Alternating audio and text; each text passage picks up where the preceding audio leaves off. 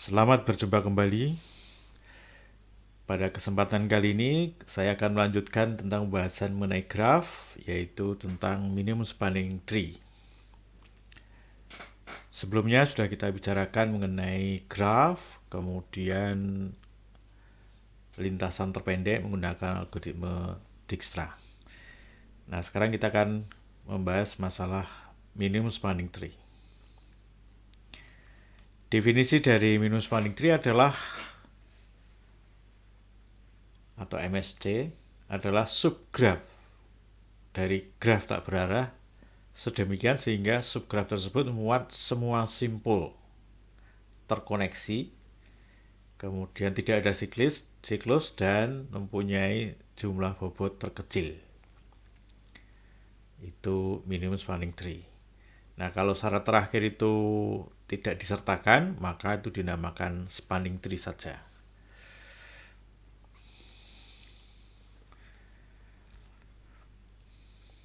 Nah, algoritma yang kita bicarakan adalah dari Prim dan Kruskal. Kedua algoritma ini bekerja pada graf tak berbobot maupun graf berbobot. Namun, lebih menarik untuk dibahas yang graf berbobot. Kedua algoritma ini menghasilkan solusi yang optimal.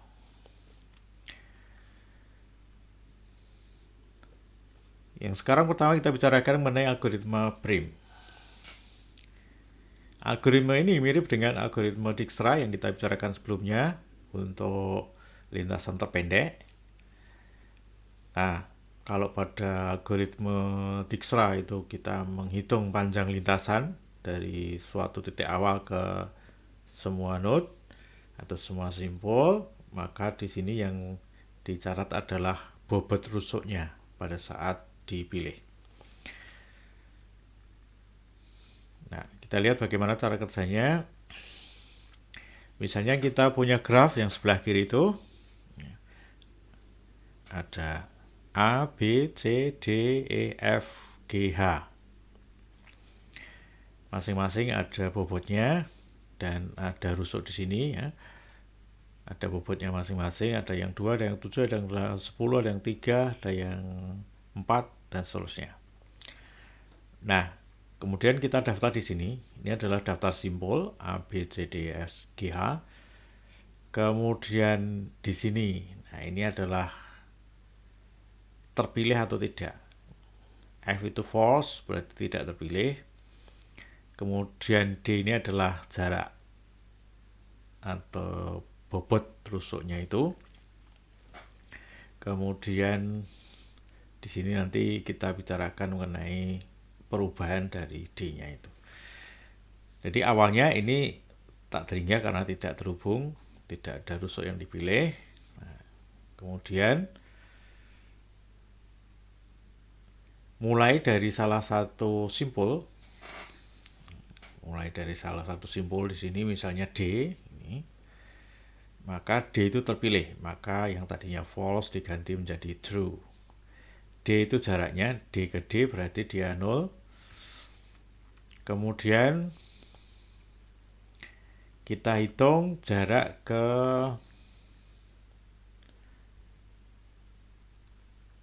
tetangganya di sini ya. Perbarui jarak simpul tetangganya yang belum terpilih di sini. Ada C, ada B, ada E, ada G, ada F. Itu yang bertetangga dengan D.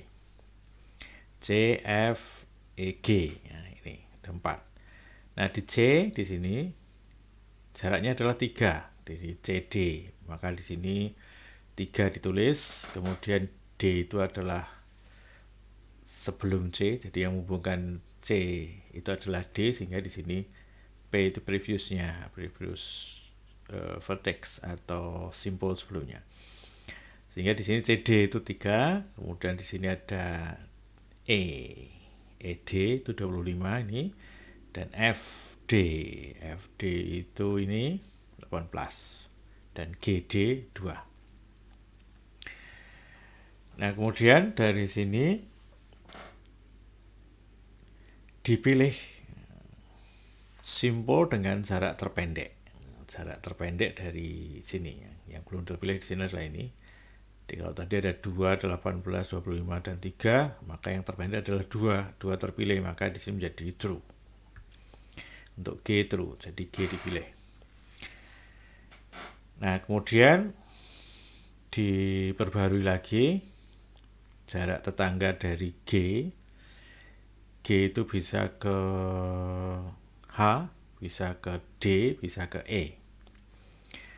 Yang ke H itu 3, berarti di sini akan muncul 3. Di sini ada G ya. Jadi HG atau GH itu 3. Kemudian E. Nah, di sini ada E 7. GE itu 7 ya. Mestinya ada D di sini, GD, tapi D kan sudah terpilih sehingga tidak ditulis lagi di sini. Sehingga 2 saja yang diperbarui, yaitu H dan E. Kemudian sekarang daftar di kolom DV ini sudah berubah, kemudian dipilih lagi yang terpendek. Nah, terpendek di sini adalah yang belum terpilih ya, adalah ini C. Sebetulnya bisa C, bisa H ya di sini ya, tapi ini dipilih C. Dipilih C, kemudian diperbarui lagi. Di C di sini maka yang terhubung ke C adalah F, kemudian B, kemudian D. D-nya sudah terpilih sehingga kita bicarakan yang F dan B. Untuk B itu berarti CB, ini adalah 4, kemudian F, CF itu 3. Ini 3 ya. Baik, kemudian dilanjutkan lagi seperti tadi, dipilih lagi yang kecil, yang belum terpilih yaitu 4, 7, 3, 3. Ini 3 lagi terpilih. Di sini F. Nah, F, maka kemudian diperbarui lagi jarak FA, FB, FD. FD ini sudah terpilih, berarti tinggal FA dan FB. FA di sini 10, ya. Kemudian FB 7, FB 7,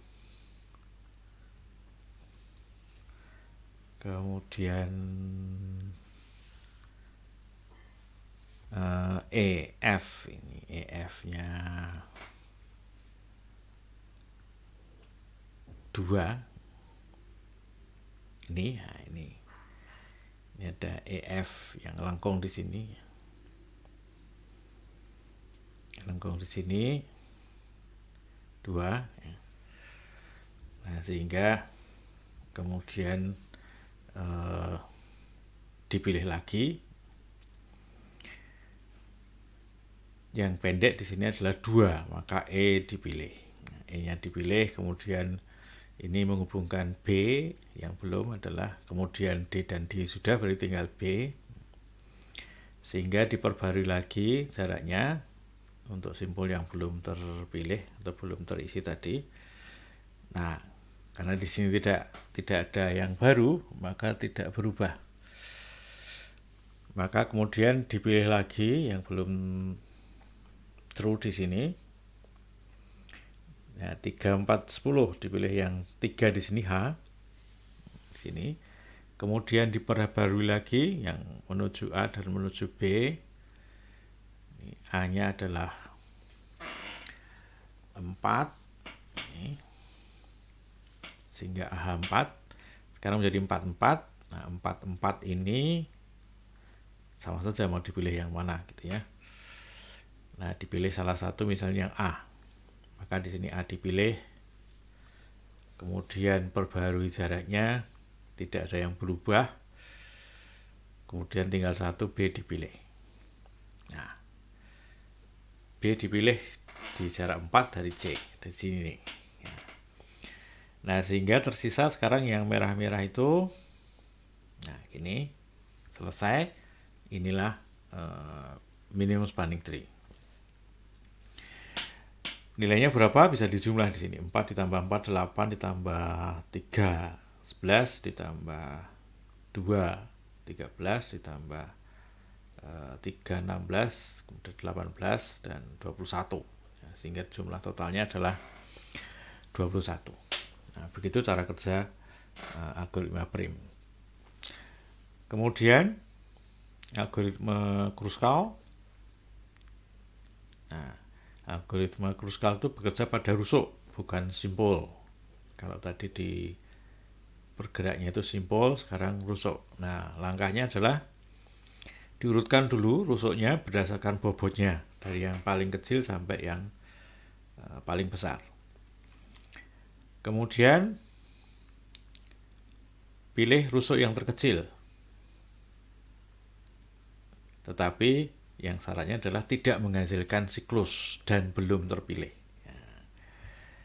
Dipilih rusuknya yang paling kecil dengan syarat tidak menghasilkan siklus kalau itu dipilih dan belum terpilih.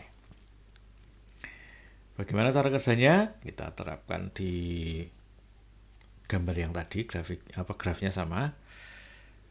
Diurutkan. Nah, kita bisa urutkan di tabel.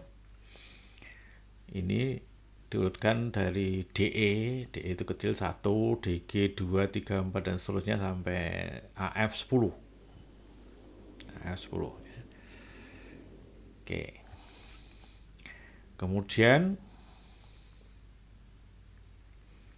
kita lihat di sini diurutkan berarti kemudian dipilih yang paling kecil DE. Nah, rusuk DE dipilih berarti simpul D dan E terpilih ya. Kemudian dipilih lagi yang paling kecil DG. Nih. Kemudian dipilih lagi EG. Nah, paling kecil kan EG. Tapi kalau ini dipilih maka akan menjadi siklus. Maka tidak jadi dipilih. Maka pilihan berikutnya jatuh ke CD. CD dipilih, ini tidak menghasilkan siklus, berarti bisa dipilih. Setelah itu GH, ini GH tidak menghasilkan siklus, pilih. CF boleh dipilih.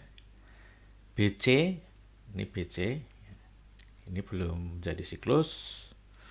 Kemudian BE, nah ini kalau dipilih menjadi siklus.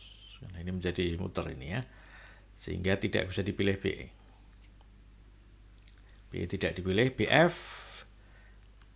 ini juga akan menjadi siklus ini ya, maka tidak dipilih. BH ini juga akan menjadi siklus. Ini kalau ini nyambung berarti nanti ada di sini ya muter ya, B, C, D, G, H, B bisa ya. Maka itu menjadi siklus dan itu tidak dipilih. AH, nah ini AH ini tidak menjadi siklus, maka A dipilih. Kemudian DF itu ini kalau dipilih akan menjadi siklus, tidak dipilih. AB tidak dipilih. AF tidak dipilih. Dan sebetulnya kalau sudah semua terpilih simpulnya, kita tidak perlu teruskan karena mesti akan sudah masuk ke sana gitu ya. Dan kalau dipilih lagi mesti akan menjadi siklus. Nah, sehingga tidak perlu dipilih lagi. Jadi selesai sudah, hasilnya seperti ini dan totalnya adalah 21 jumlah di sini ya. Yang 1, 2 ini tidak dijumlahkan, berarti 1, 2, 3. Ini 3 tambah 3, 6, 9. Kemudian 3 berarti 12, kemudian 4, 16, kemudian 5, 21. Jumlahnya 21. Nah, begitu untuk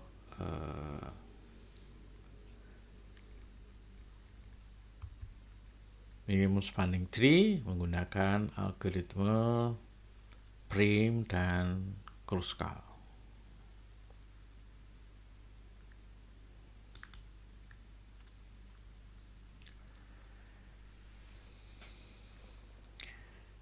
Nah, demikianlah untuk kesempatan kali ini mengenai pembahasan graph, khususnya tentang minimum spanning tree menggunakan algoritma Prim dan Kruskal.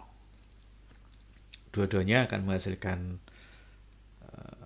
solusi yang optimal, tapi pilihannya berbeda. Kalau Prim itu mulai dari satu simpul, kemudian memilih simpul di dekat-dekatnya, sedangkan kalau Kruskal itu memilih rusuk. Nah, dari rusuk yang paling pendek, kemudian diurutkan yang paling pendek dan seterusnya. Nah, hasilnya ternyata sama, gitu ya. Baik, sekian saja untuk kali ini. Terima kasih atas perhatiannya. Sampai jumpa.